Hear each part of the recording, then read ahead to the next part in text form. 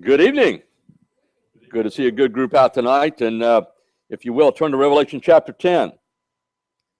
And we're going to continue our study here in Revelation. We've been moving right along here, a few verses at a time. Creeping along. You know, unfortunately, it's when you got a whole bunch of other stuff going on in church, it's hard to keep track, and particularly with the Christmas holidays and all that good stuff.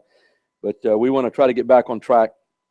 Last time we were together, we were in chapter 9, and we've been talking about the seven trumpet judgments. All right, and again, this has to do with the seven seal scroll, the kinsman redeemer scroll, as we've been talking about for several months now, going back to chapter 6 of the book of Revelation. And we opened up the six seals of the scroll. And then we get to seven trumpets, and we've now blown the seven trumpets. And each trumpet brings about more judgment. And again, what we've got here is Christ foreclosing on the title deed to the earth, which has been encumbered with the sinfulness of mankind. Satan's trying to take over. He set up his one world system. We've got a false peace that's been signed. In the meantime, we've got famine going on, we've got pestilence going on, we've got all kinds of things going on as Christ starts to pour out his wrath on mankind as well. And last time we were together, we looked at chapter 9, and of course the key, Jesus Christ gives the keys to Satan to the bottomless pit, and he opens up the bottomless pit, and out comes millions of his demons in the form of locusts with tails like scorpions. They're able to sting men and women for 5 months in torments. And then basically we're looking at three woes. And in verse 12 of chapter 9, we read, "One woe is past, and behold, there come two woes more hereafter." And we're going to see as we continue here that we're going to see these next two woes unfold, and it only gets worse from here. This is pure hell on earth, if you will, when we get to this point. Now, we closed last time with verse 21 of chapter 9, and this is a theme that you see throughout the book of Revelation. The more Christ pours out his judgment, and the more that Satan takes control, the more men tend to stick their fist in God's face and say, "Who do you think you are?" And they won't repent. And we read in verse 21, "Neither they repented of their murders, nor of their sorceries, nor of their fornication, nor of their thefts." And that's where we ended up last time we were together. Remember, the trumpets judgments are the illustration there is what the Jews use called the shofar, is the trumpet that the Jews used to call and announce things and herald things in their culture. And so I tend to believe that these are probably angels blowing shofars. The three woes to come, we looked at it there in Revelation chapter 8 and 13, the angel flying through heaven in the darkness of the heavens, and then they cry, "Woe, woe, woe." And we now are past the first woe in chapter 9, verse 12, which again was tied to the locusts. Another thing I'd like to point out before we leave chapter 9 is that the king of these locusts in verse 11 is considered to be Satan himself. When he's the one that gets the key to the bottomless pit and is allowed to open the bottomless pit and allow his minions to come out. And you know, it's when you think of satanic influence today in our culture, and it's only a portion of what Satan has at his in his repertoire during the Revelation period, when he opens up the gates of hell and allows these locusts and stuff to come pouring out. So it's not a time that I want to be here, to be honest with you, and probably not you either. Like I said, I believe in the chicken theology of the rapture. I'm pre-tribs because I want out of here. I don't want to see any part of this stuff, you know. So when all the scripture doesn't fit, I'm still a chicken, so I want out of here, you know, that kind of deal. This is again from chapter 9 about the locust and stuff and the first woe. The sixth trumpet sounds in chapter 19 or chapter 9 verse 13, and we see the 4 angels loosed. And the thing that you want to make note of here is the 200,000 horsemen of verse 16. I've heard for years the teaching there is very possibly, if these are literal horsemen riding literal horses, the nation that fits that today is China. And they do have a cavalry and an estimate of around 200 million on horses. Huh? Any comments? So, what's that? Yeah, they do. Yeah, they do. And so, I mean, China and the mass of men, if you read the history of the Korean War, that was one of the things in the Korean War, men in America that fought that war said there were just wave after wave after wave of men coming in to their lines, and just the Chinese, because there's so many of them, and Koreans, they just send wave after men to be killed. They don't care, a whole lot. And that's the kind of warfare that they were fighting even back in the Korean War. We don't know, again, you can use your imagination. Today, America fights with mechanized war, with technological war. It's all done with satellites and GPS and all this stuff. And it's very possible by this time all of that's collapsed. And we may be back to hand-to-hand combat. And so that's kind of the thinking here. Most teachers that teach along these lines, warfare is going to go back to horses and chariots and that type of thing, very possibly, in hand-to-hand combat. Because the technology today it's all built on technology. And the minute the technology goes away, men are going to find some way to go to war. So a lot of... Huh? What's that? Fuel may be a problem. Fuel may be a problem. It could be a collapse of the electric grids worldwide. I mean, there can be a lot of things that can come into play here. We've seen so much about stars falling from heaven and things like that. One solar flare tomorrow and all of our electronic stuff goes down the tubes. Let's face it. So God, if He wants to take all of our electronic stuff out of the way, He can do it real easy. So we're at His mercy, really, on any of that stuff. So hey, you read it for what it is. Use your imagination. It can be what it is. The main thing you also learn in the 6th trumpet is that the 3rd part of men are killed by fire and by smoke and by brimstone in verse 18. Now, we pointed out last time we were together, we've already had, on one case, 1/4 of the world's population wiped out. And now we've got another 1/3 of the world's population wiped out. And if you total those up, it equals 1/2 of the world's population. So today, say 8 billion people on the planet, we're talking about within a year and a half, we're talking 4 billion people destroyed at this point. Okay? So that's the type of bloodshed that's going to take place, people dying from famine and pestilence and all this stuff.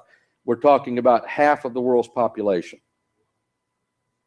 So, I mean, it's just beyond imagination what's going on here, okay? So, which brings us to chapter 10. I'd like to read the whole chapter. We're going to pretty much cover the whole chapter tonight because this is a parenthetical teaching. And what did I say a parenthetical teaching is? It's taken out of the chronology right. of what's going on. It's kind of a sideline, okay? You're running this chronological order of things, these trumpets going on, and all of a sudden God says, oh, by the way, here's something else going to go on. And it's like putting in something in parentheses. We call it parenthetical teaching. And it just sort of plugs in, you take it for what it's worth, and you move on. And this chapter 10 is a parenthetical teaching here. Verse 1, and I saw another mighty angel come down from heaven, clothed with the cloud, and a rainbow was upon his head, and in his face there was though it were the sun, and his feet like pillars of fire. And he had in his hand a little scroll open, and he set the right foot upon the sea, and his left foot upon the earth. He cried with a loud voice, as when a lion roars, and when he had cried, 7 thunders uttered their voices. And when the 7 thunders had uttered their voices, I was about to write, and I heard a voice from heaven saying unto me, seal up those things which 7 thunders uttered, and write them not. And the angel whom I saw standing upon the sea and upon the earth lifted up his hand to heaven, and swore by him that liveth forever and ever, who created heaven and the things that are in it, and the earth and the things that are in it, and the sea and the things that are in it, that there should be no delay no longer. But in the days of the voice of the seventh angel, when he shall begin to sound, the mystery of God should be finished, as he hath declared to his servants the prophets. And the voice which I heard from heaven spoke unto me again, and said, Go and take the little scroll which is open in the hand of the great angel, who stands upon the sea and upon the earth. And I went unto the angel, and said unto him, Give me the little scroll. And he said unto me, Take it, and eat it up, and it shall make thy belly bitter, but it shall be in thy mouth sweet as honey.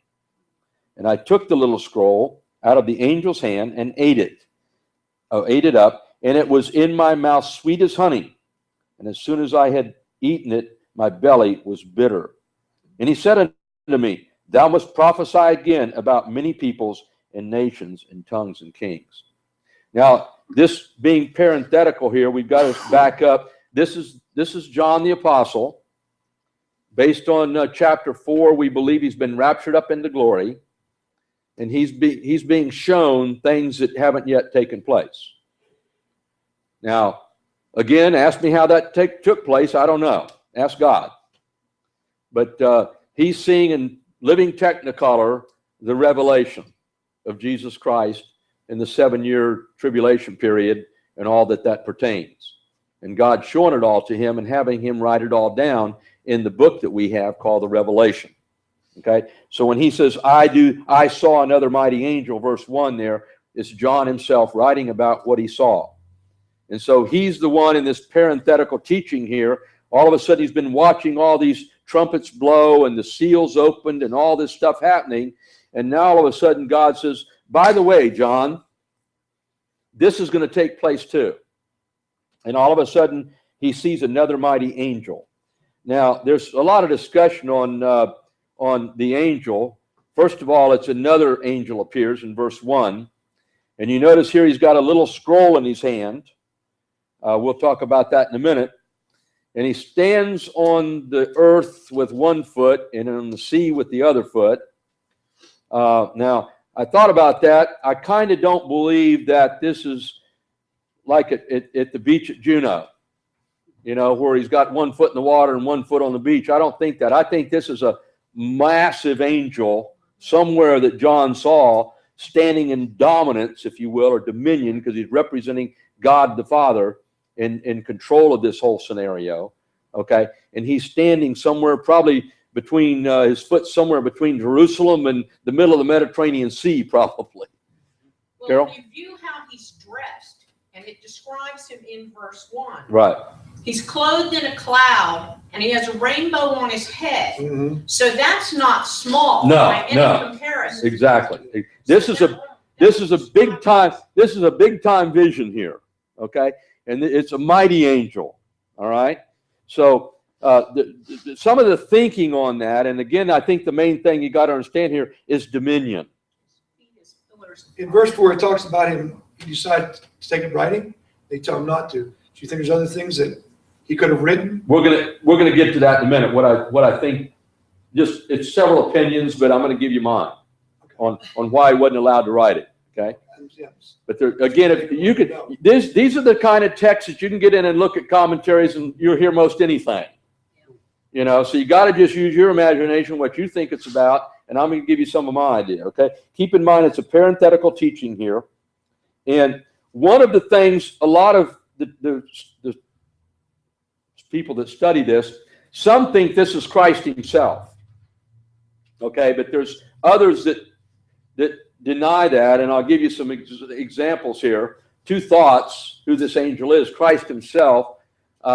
And go back to Revelation chapter 1, and the ones that like to think it's Jesus, just look at how Jesus is described here, starting at verse 12 of chapter 1.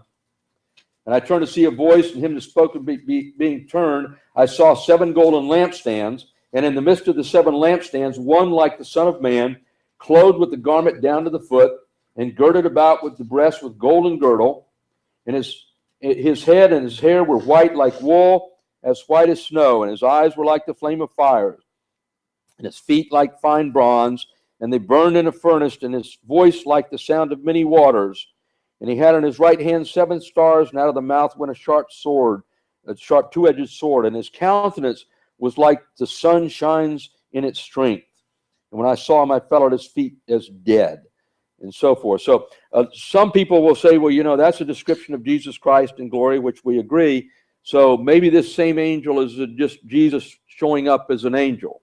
Well, some of the arguments against that is there's no other place in the New Testament where Jesus shows up as an angel. Now, in the Old Testament, he did, as what we call Christophanies. He showed up as an angel to Abraham, and Abraham recognized him as Lord and supped with him as the other 2 angels went to Sodom and destroyed Sodom and Gomorrah. And then we see him, most theologians believe when Shadrach, Meshach, and Abednego were in the fire, and there was a 4th person in the fire with them. Most of us believe that that's Christ in a Christophany protecting those 3 men from the fire. So, you know, Christ, before his incarnation, we believe showed up in an angelic form. He used to walk with Adam and Eve in the garden every day, and that was probably Jesus Christ in a human, maybe a subhuman, spiritual human form, walking with them in the garden. We don't know, you know, but those are called Christophanies. But here, the thinking is that it's not Christ more than not, okay? One of the things there is the angel Gabriel, who's the warrior. And I'll explain that in a minute regarding as it relates to the scroll, all right, the little scroll.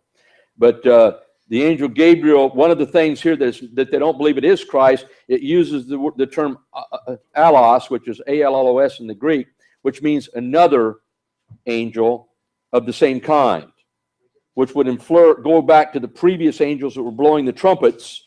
It's another of the same kind. So the thinking is this is an angel, not Christ. Okay. Another thing is that he swears in verse, swears to the Creator, starting in verse 7. I think it is. 6. Yes, 6. He swore by him that lives forever and ever. Who's him that lives forever and ever? Christ. Who's the Creator? Christ. So he's swearing by Christ. Christ wouldn't be swearing by himself. Okay, so the thinking here that this is not Christ, it's actually an angel, and probably Gabriel. Does it matter? Not really. Okay, but that's some of the thinking here. All right. Another argument against Christ is everywhere in the book of Revelation that John mentions Christ, and you can look at all these verses here, he always gives him a specific title. Go back to 1:5. We'll look at a few of them here. I don't necessarily need to look at all of them. But chapter 1, verse 5, John's describing Jesus here, and he says, and from Jesus Christ, who is the faithful witness, the first begotten of the dead, the Prince of kings of the earth, unto him that loves us and washed us from all our sins in his own blood. Jump to verse 13. And in the midst of the 7 lampstands, one like the Son of Man, clothed with the garment, crowned to the foot. So the Son of Man here is the term he gave him. And that's an Old Testament term, goes back to Daniel chapter 7, okay, where Jesus was identified as the Son of Man. Verse 17. And I saw him, and I fell at his feet dead, and he laid his right hand upon me, saying, I fear not, I am the first and the last. So the first and the last here was an idea. So every time you see throughout the book of Revelation when John identifies Christ, he's always giving him a title. Look at chapter 7 verse 17.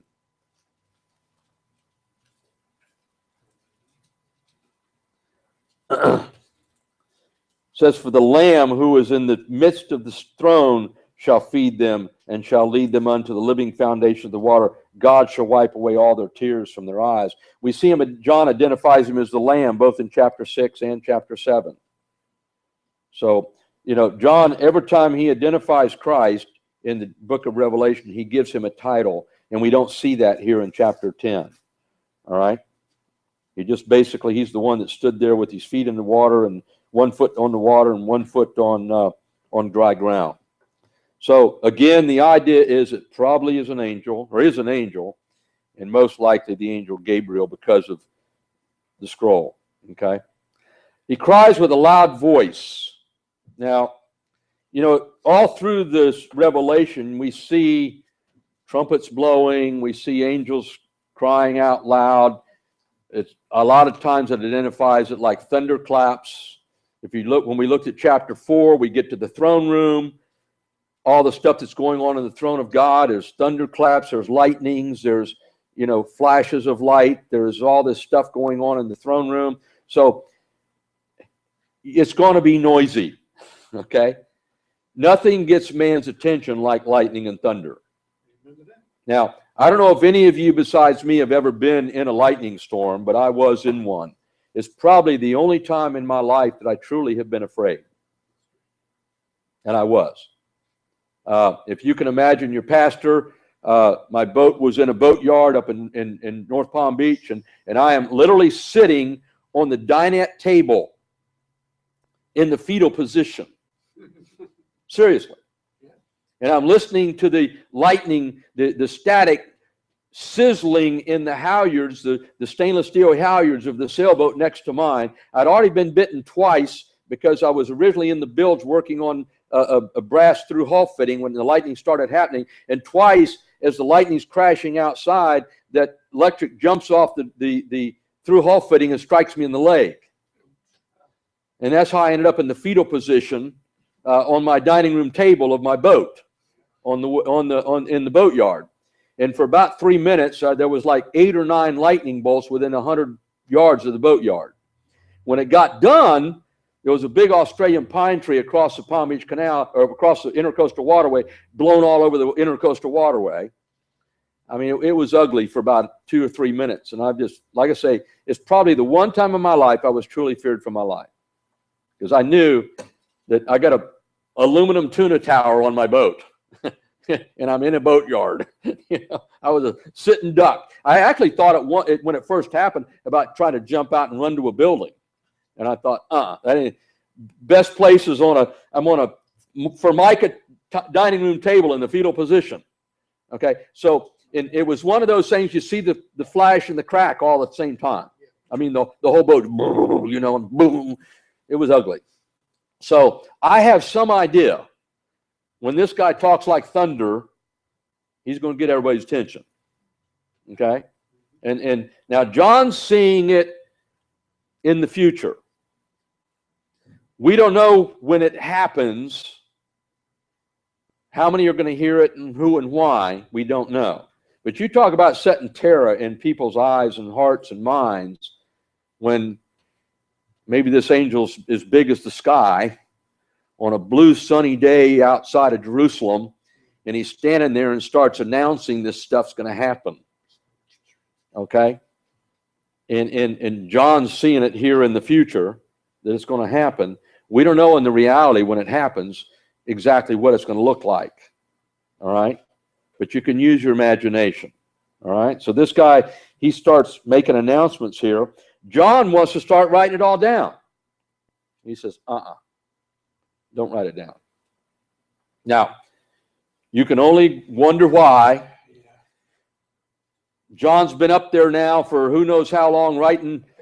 We're to chapter 10. He's written 9.5 chapters of stuff. And all of a sudden the angel says, you can't write this part down. So I don't know what all of it's about. We can only guess. All right. We do see him here with this scroll, right?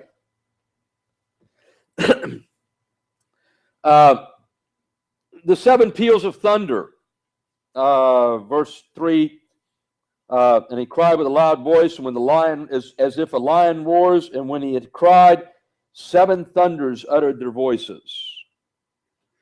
I like to think this particular verse, I like those thunder claps that seem to just go on and on and on and on and on and on. You hear it boom, boom, boom, boom.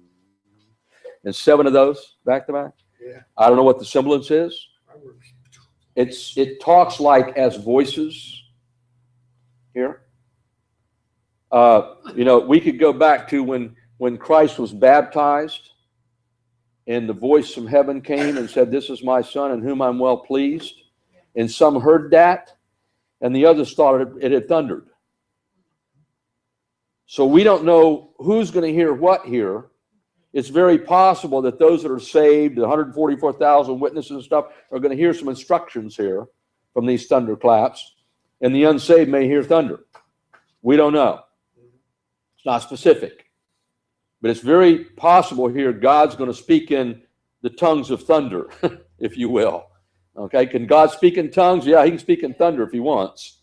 Okay, and so we don't know really what's going on. Keep in mind, it's a parenthetical teaching. We don't know all the applications here. It's not running in a nice, neat chronological order. But all we know here is between this another angel and these seven thunders, there's going to be some communication that takes place to somebody. Carol? Well, who knows? It could have been 7 more judgments. Could be. We don't know. Well, and I'm going to explain in a minute what I think it is, but again, I'm speculating like everybody else. All right? The fact that John didn't get to write it down is where I go. Okay?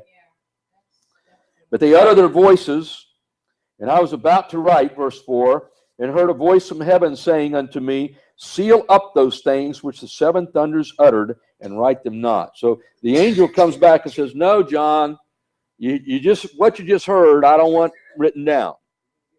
Yeah, I don't want it written down. Yeah, exactly. For your ears only, right? And so John wasn't allowed to write it down. Verse 5, and the angel whom I saw standing on the sea and upon the earth lifted up the hand to heaven and swore by him that lives forever and ever, which we know is Christ, who created heaven and earth, the things that are in it, the earth and the things that are in it, the sea and the things that are in it, and there should be no delay no longer. And that's a major statement. Okay? We don't know because it's parenthetical teaching. We can only assume we're maybe halfway into this mess. Maybe we're getting to the point of the false prophet is done the false peace, and now it's time for the Antichrist. When we get to chapter 12 and 13, we're going to see the introduction of the Antichrist. And so if we assume, let's say we're 3.5 years into this mess, okay? And this parenthetical teaching, all of a sudden this angel shows up and he makes the announcement, whatever he announces, and John's given this scroll that's the bittersweet scroll, okay? But the deal here is that he says no more delays. Now, what I read in that, and you're going to see when we get to the third woe, it's going to come up again. There's a point in this scenario of Revelation that God is no longer going to give grace to the unsaved. Okay? Judgment is going to be poured out without measure, the Bible's going to say, without grace. Now, I don't know about you, but I can't even imagine that. When the consuming fire, God Almighty, is done with love and grace. Huh? Do you think it's why I had Johnny to school? So nobody could find it? That's, well, let me get to it in a minute, what I think the scroll is, and that'll help you. Okay? But there's going to be a point. There's no more delays. Remember back in chapter 6, where the saints were under the throne, and they're saying, how much longer? And he says, be patient. I'm not done yet. He's done here. This parenthetical teaching, he's done.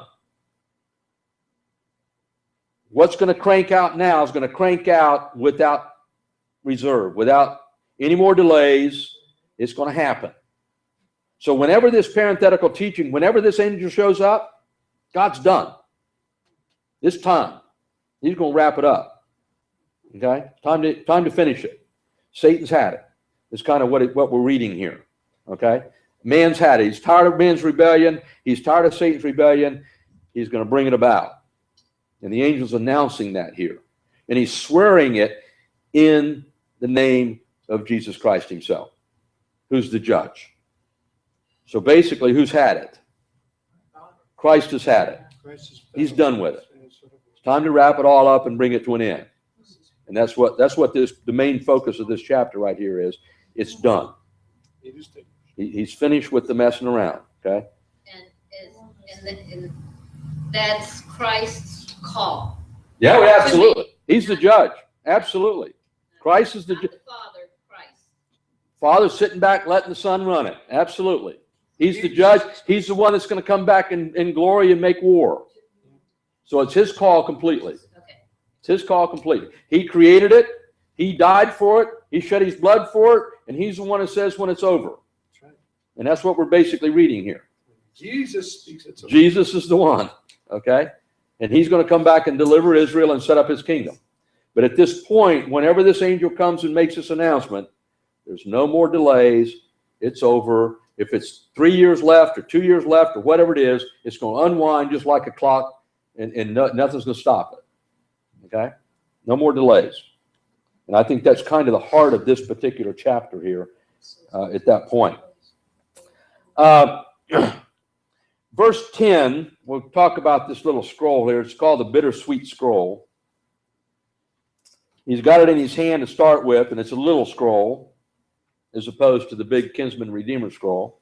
Okay, and he's got it in his right hand, and John's told to go take it. Verse 9, and I went to the angel and said unto him, give me the little scroll. And he said unto me, take it and eat it up. And it shall make thy belly bitter, but it shall be in thy mouth sweet as honey. And I took the little scroll out of the angel's hand, and I ate it up. And it was in my mouth sweet as honey. Now, when you eat something, where's it go to first? Goes to your mouth. And it was sweet for a short period. Now, the thinking is, and I tend to agree with this, it gets to his belly, and I've already hit my deal, so you already see the next page, okay? Sweet to eat. He tasted the salvation of God's saints. From beginning to end. Sweet. The deliverance of the lost through the blood of Christ. Sweet to eat, right? Delicious. Okay? The deliverance of the cursed creation through judgment and the foreclosure of the title deed to the earth. That's what it's all about. Tastes good. I mean, that's all good stuff, right? Sweet to the taste. God's reconciliation of the earth, which is rightfully his. Satan is no longer in control. That's right. God's taken over. Christ is finally exalted, honored, and glorified as he deserves. And that's sweet to his taste. Right? That'd be sweet going down. Right? The problem is, when it hits the stomach and you think about it, it's the bitterness of the massive human rebellion against God. That's what the scroll's all about. It's also the bitterness of the loss of human life and the shedding of human blood to the tune of billions. Billions. You know, at this point, if it's halfway through, at one point, a fourth of the human population is wiped out. Another point, a third of the human population is wiped out. It was just that point. You've watched 4 billion people exterminated off the planet. You know, we all cringed when we saw the Japanese tsunami and 150,000 or something like that killed. Yeah. Imagine 4 billion. Even in Haiti, Haiti was 200,000. Haiti was 200,000. Yeah, and we were just shocked. Imagine 4 billion. 911. In it, yeah, 911 with 3,000. We were all shocked. Right. You know. Well, Stalin and what's his name? Yeah, Stalin was 70 million and Mao with 200 million. Yeah. I mean, it's And we still haven't reached 1 billion yet. We're talking 4 billion. I mean, you know, the bloodbath, the humanity of loss of death is going to be, the loss of life is just atrocious to even think about. Okay. Also, the bitterness of the hopelessness of the doomed and the condemned. Keep in mind, what are they still saying? Who do you think you are? We're still shaking. Who do you think you are? Yeah. As much as God pours out his wrath, man is still sticking his fist in God's eyes and saying, who do you think you are? Shows the, like we talked about in Sunday school this morning, the heart of man is only evil continually. And it's not going to change here.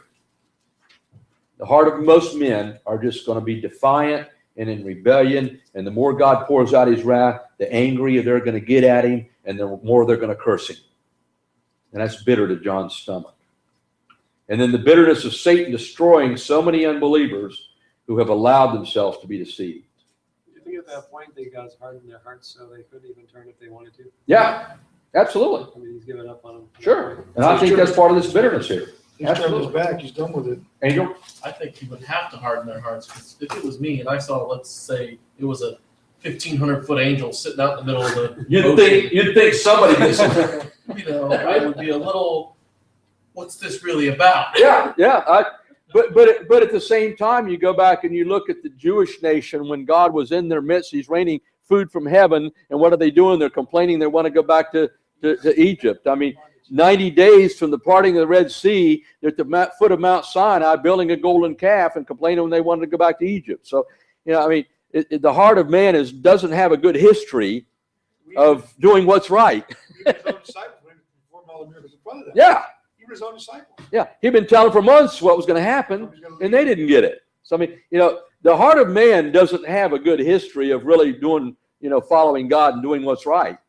And it's not going to get a whole lot better, Kenny. They're just blaming you. I see. So, but, this scroll that he's got, that John was not allowed to hear or write anything about, I see it as a twofold type scroll, but the fact it was sweet and it was bitter. Okay? I tend to believe, and this is just all speculation, but it fits my theology, so do with it what you want. I can almost see it being the scroll that had Christ's plan at Armageddon in the battle that was getting ready to take place.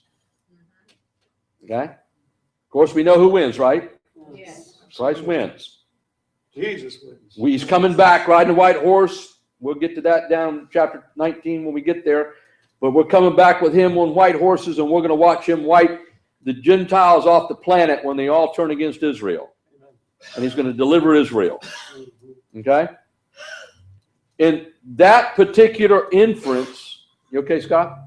I'm okay, thank you. Do you think we're just going to watch or we're going to be part of helping? Yeah. If that scroll was the battle plan, if you will, on one hand, he's going to see the victory of Christ in the whole thing. It talks about the consummation here. Where did I see that? Verse 11, he said, thou must prophesy again about many peoples and nations and tongues and kings.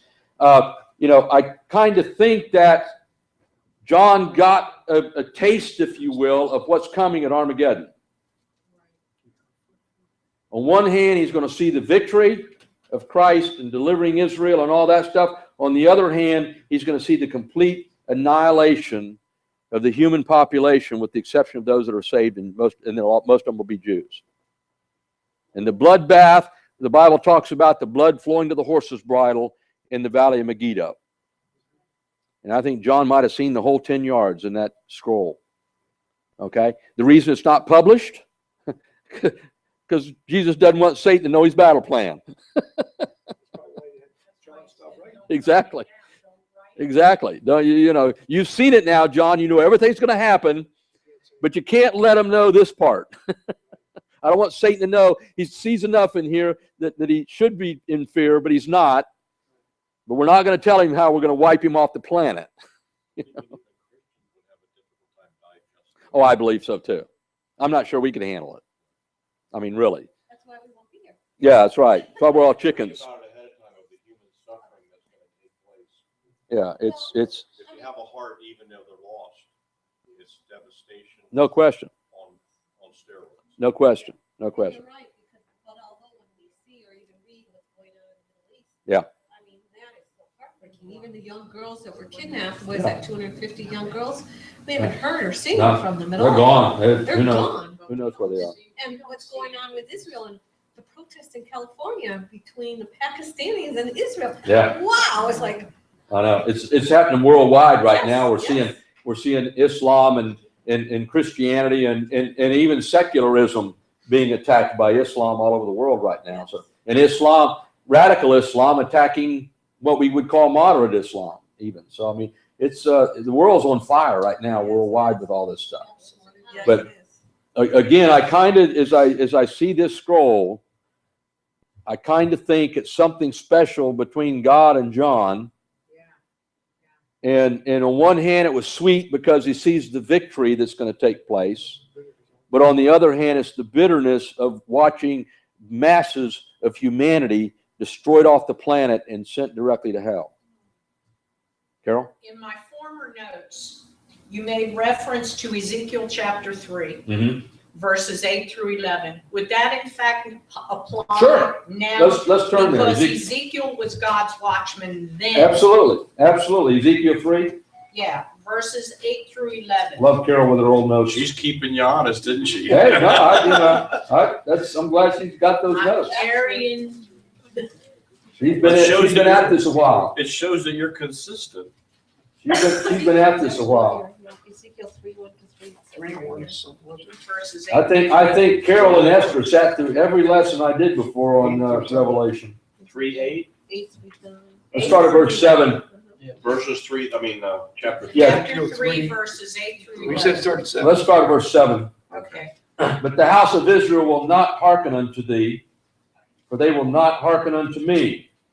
For all the house of Israel are impotent and hard-hearted. Israel here. Behold, I have made thy face strong against their faces, and thy forehead strong against their foreheads. Like an adamant harder than flint have I made thy forehead. Fear them not, neither be dismayed at their looks, though they are a rebellious house. Moreover, he said unto me, Son of man, all the words that I shall speak unto thee, receive in thine heart, and hear with thine ears. And go and get thee to them of the captivity unto the children of thy people, and speak unto them, and tell them, Thus saith the Lord God, whether they will hear or whether they will forbear. Then the Spirit lifted me up, and I heard behind me a voice of a great rushing, saying, Blessed be the glory of the Lord from his place. Who's the Son of Man again? Jesus Christ. So God sending Jesus Christ. Hey, folks, you either believe or you don't. And that's the issue. By the time they get to Armageddon, it's too late. They've made their choice. Okay? And that's kind of what I see with this scroll. And they're still rebellious when they get to Armageddon anyhow. Kind of what I see with this scroll. That's why I think it has to do with the final war of Armageddon and the finality, if you will, of mankind just before Christ sets up his kingdom. And John was told to eat the scroll. It was sweet in his mouth, but the more he thought about it, it made him sick to his stomach. And sweet to the taste. Can we go over that? The final deliverance of the Jews and the saints of God. John was to write about the marriage supper of the Lamb. John was not allowed to write about he was allowed to write about the martyred saints ruling and reigning with Christ for 1,000 years. So he writes a lot of stuff at the end, which is what we read here. He's going to write about nations and stuff. He writes about the Antichrist and the mark of the beast. We're going to get all into that. He's going to write about Satan turning all nations against Israel. So he wrote after this, he wrote all kinds of stuff. But the one thing we don't really see a lot, to be honest with you, when we talk about the last war, Armageddon, it basically is a short scripture. And that's kind of my argument about the scroll. If John would have written a scroll, we might have had a whole other book about what's going to take place in Armageddon. Marcus? Do you have an idea of the percent of the population is going to be wiped out, including Armageddon? And how do you compare that with what happened in the deluge? Wouldn't happen Do you have when? any idea how many people on the planet when the flood? Is there a comparison? Hundreds of millions, maybe billions, yeah, because there was, 14 generations. So if you figure that multiplication, there was billions in the flood. Whether rivals today, probably not. We've had a lot more generations since then. I've never really seen any numbers on that, but just knowing 14 generations and how many kids some of them had back then, when you start multiplying exponentially, it adds up a lot real quick. No such Huh? thing as They birth, lived longer back then. though. They did. and no such thing as birth control. And no such thing as birth control, yeah. And a lot of the names aren't even mentioned. You know, that we know the important names is all we know. And if Abraham could still do it at 99, Yeah, it said that he was beyond age. That was only one shot he had. Yeah, but look how many generations that created. Yeah, exactly. And the Bible says more than the sand of the sea. I mean, we don't really know. It's going to be horrendous. What about the population then into the future? What percent? Does anybody have an idea about that one? We got up to half the population. What about Armageddon included? I don't think, if you go back, the thing that I hang on is the remnant. All through the Old Testament and the New Testament, God is saving a remnant. Okay? Now, just guessing today worldwide, and I think a billion's high of true believers. Okay, I think a billion's high. even 1 in 8 seems high. Yeah, I think so too. I think if we were looking at 700 million today on the planet, true believers would probably be a big number. That's just my guess. Okay, and last I heard there was like 8.4 billion, something like that on the planet. So if you divide those numbers, that's the remnant right now. Now, once the Christians, quote, most of us Gentiles, once we're gone, and God turns his attention back to Israel, is to bring out a remnant of Israel. Right now, if you took, I don't know, I think the numbers I've heard is 8-9 million Jews on the planet, something like that. Does that sound right? Maybe more on the planet, that it's in Israel maybe, okay? But let's assume that it's 1 in 10 out of 10 million. So there's 1 million Jews saved today. And now we're going to have an outpouring because we're going to have the 144,000 witnesses. First of all, if there's 1 million Jews saved today, they're going in the rapture with us. They're going in the rapture with us. Only 144,000. So then the 144,000 be called out and saved, and then they're going to go about witnessing. So let's assume maybe there's 9 million left, and let's assume half of those get saved. So there's going to be 4.5 million Jews, and there's also going to be some of all nations. So let's double that. So maybe 9 million saved out of a planet that's going to lose 4 billion to this point. Is there any indication on how successful the 144,000 will be, if any? Because I think about Noah having a success rate of 0. Yeah, no, I think the indication, the tribulation, there's going to be a success rate pretty heavy in the Judaism. A lot more success. Yeah, in Judaism. Not, I think very little in Gentile world. Isn't a third of the Jews going to be a remnant Huh? out of the tribulation? Is What's it that? A third of the Jews? We don't know. There's nothing says, no place says that. No, I've never seen that. The reason I'm asking the number question is because I don't know if you've heard of the Georgia Guidestones, but the guys who think they're in charge want to get down the population to 750 million. They want to kill everybody else. Mhm. So I was curious if the Bible got specific enough to say what exactly was going to happen. No, it's not. It's not. We All just we know is a have- remnant. All we know is a remnant. You know, a lot of it's going to come down to those that take the mark of the beast, because they're going to condemn themselves. They take the mark of the beast, they're done. Mhm. And, you know, a lot of Jews, particularly the liberal Jews today, they'd take it in a heartbeat. Yeah, I don't think Yeah. it's going to be clear to even the unsaved that the mark of the beast is not going to be something bad. Oh, it's going to make perfect sense. Right. You know, it's going to solve all the credit card problems and the problems with identity theft and all the medical records are going to be on your chip and I mean you're going to get free access to wherever you need to go through the computer chip. worldwide they call the beast. Yeah, and it's going to solve all those problems. I mean, And they all can of track your children with the chip. That Sure. way no one can take your kids. Absolutely. It's going to be safer. And it's all. Listen, Satan is going. This is something you got to grab a hold of.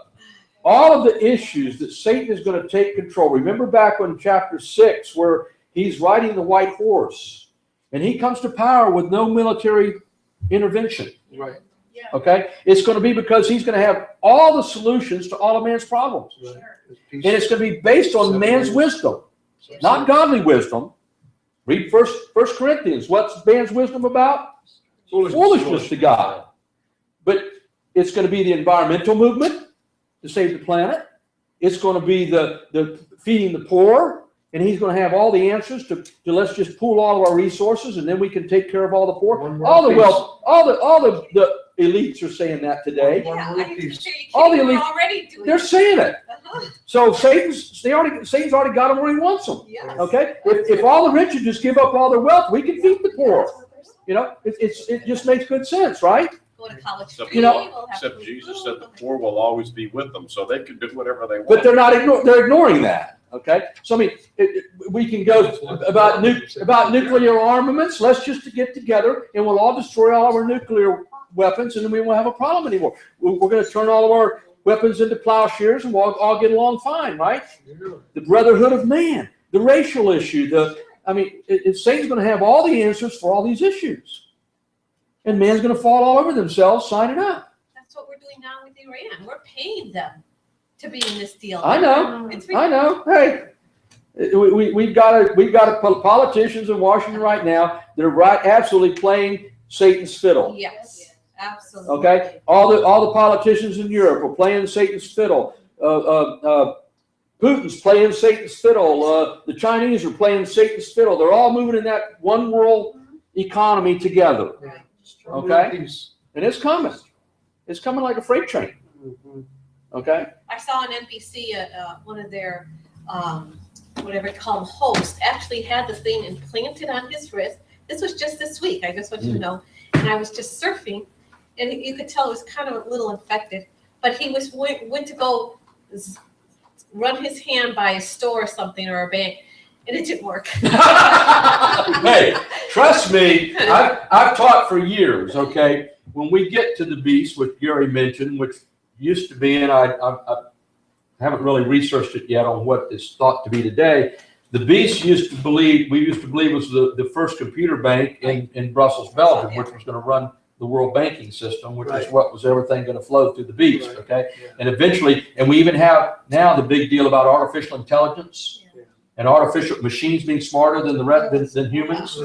Okay, and they're talking about having images that they can, portray themselves as a machine, but it's a robot, if you will. Right. I mean, this is where even Bill Gates in the last couple of weeks has been concerned about artificial intelligence and reaching heights that are smarter than men. Yeah. So this isn't something that's science fiction at this point. No.